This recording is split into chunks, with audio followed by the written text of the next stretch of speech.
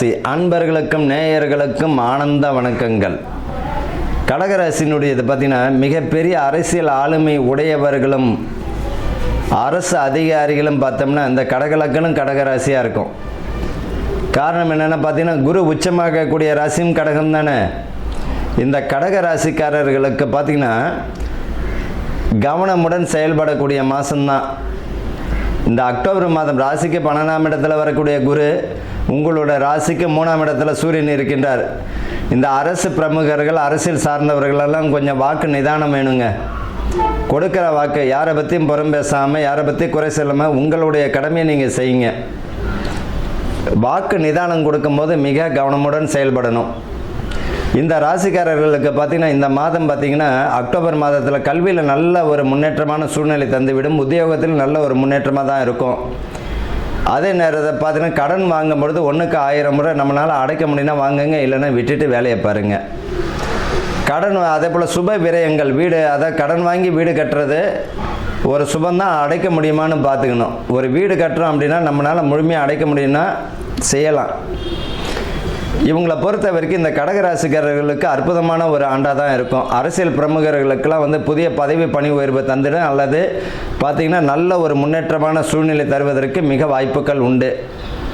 வெளியிட தொடர்பு நல்ல ஒரு அரசியல் ஆதாயம் தந்துடும். அரசு பிரமுகர்களுக்கு நல்ல ஒரு ஆளுமை மிக்க பதவி வருவதற்கும் வாய்ப்புகள் உண்டு. இவர்களை பொறுத்த வரைக்கும் புதிய தொழில்களை பார்த்திங்கன்னா ஆரம்பிக்கணும் அப்படின்னா 1க்கு 1000 முறை யோசித்து செய்கிறது நல்லது.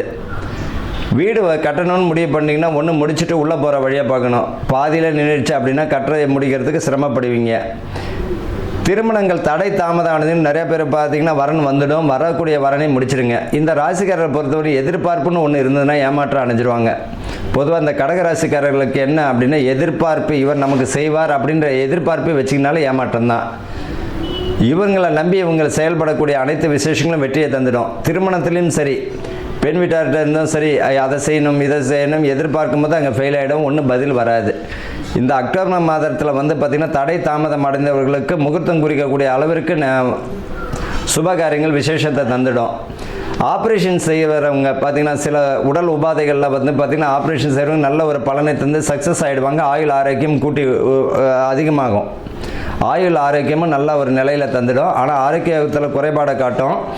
அந்த ஆரோக்கிய விஷயத்தில் நல்ல கவனத்தை செலுத்துறது நல்லது. மருந்து எடுத்துக்கிறவங்களுக்கு நல்ல ஒரு பலனை தந்துடும். ஒரு சின்ன விஷயமா இருந்தாலும் மருத்துவத்தை பார்க்குறது நல்லதுங்க. நீங்களே கை மருத்துவம்ட்டு எடுத்துக்கிறத விட கொஞ்சம் மருத்துவம் பார்க்குறது நல்லது.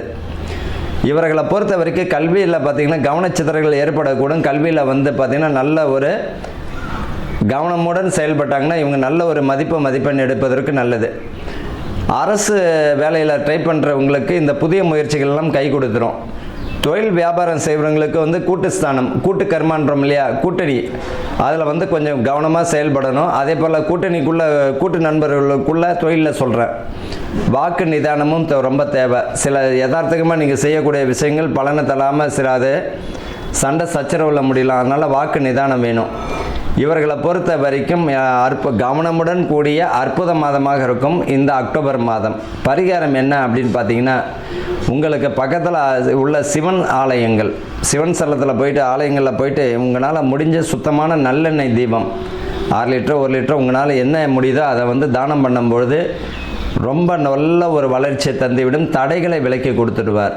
வாழ்க ஆனந்தத்துடன்.